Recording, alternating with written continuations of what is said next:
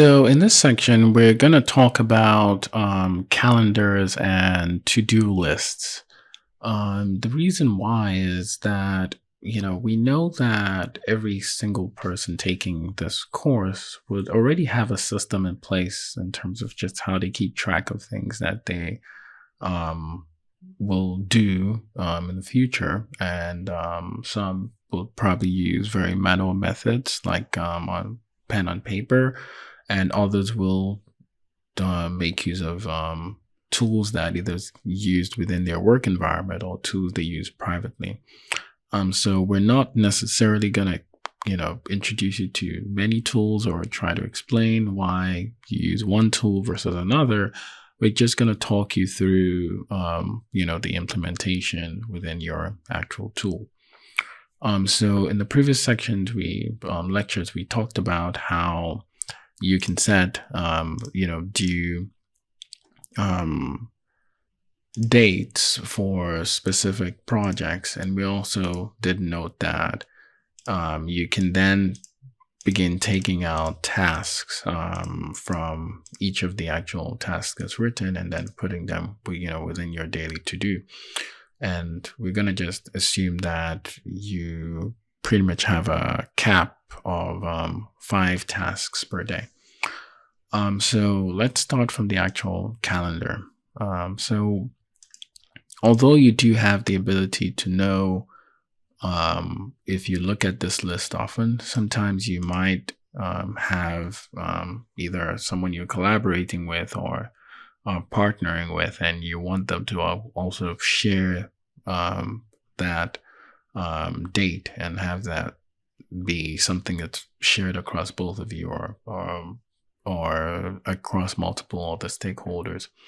And that's where the actual, calendar comes in, because the great thing about calendars is that you can share that. So let's just open, Google Calendar here.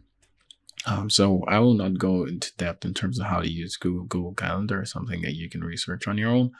But in such a situation, you just will come in here and write your actual event. That's the end, goal of the actual project.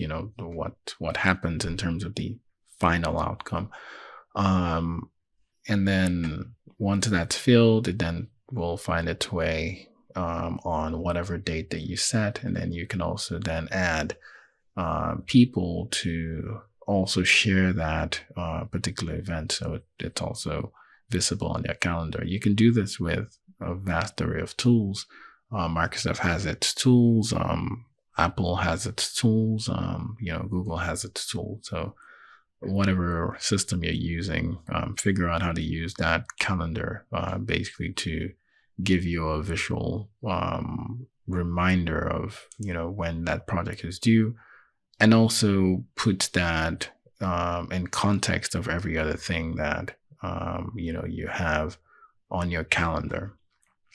And next, we do want to talk about the tasks. So tasks are things that pretty much come as a result of the project planning and all the different elements that need to be accomplished. For that, I favor simplicity, and I, over time, make use of this app, Any.do. There are hundreds of to-do list apps, and these days you have apps that in many ways serve the primary purpose of just being list creators, but sometimes some of them actually do integrate into Google Calendars and integrate those tasks onto calendar elements, or just have them separate. But we want to emphasize that it's very important to keep these tools separate, specifically because the items on your to-do list change very frequently, and the calendar is tied to shared commitments. And the rule of thumb is you only put what doesn't have flexibility to its due date on the calendar. And then things that are a whole lot more flexible, you just don't put due dates on them. And then things that you have to do on a day-to-day basis, which will often change from one day to another, you then use a to-do list to keep track of. And, just being able to prioritize what to put somewhere versus another is something that takes time, but you will know over time what works versus what doesn't.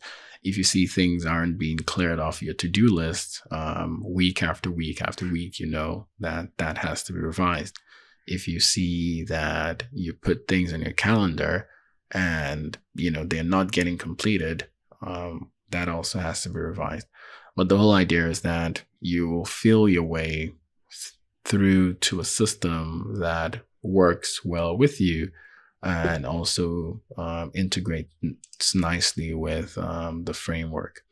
And back to what we talked about in terms of the 3 Ps with patience, persistence, and perseverance.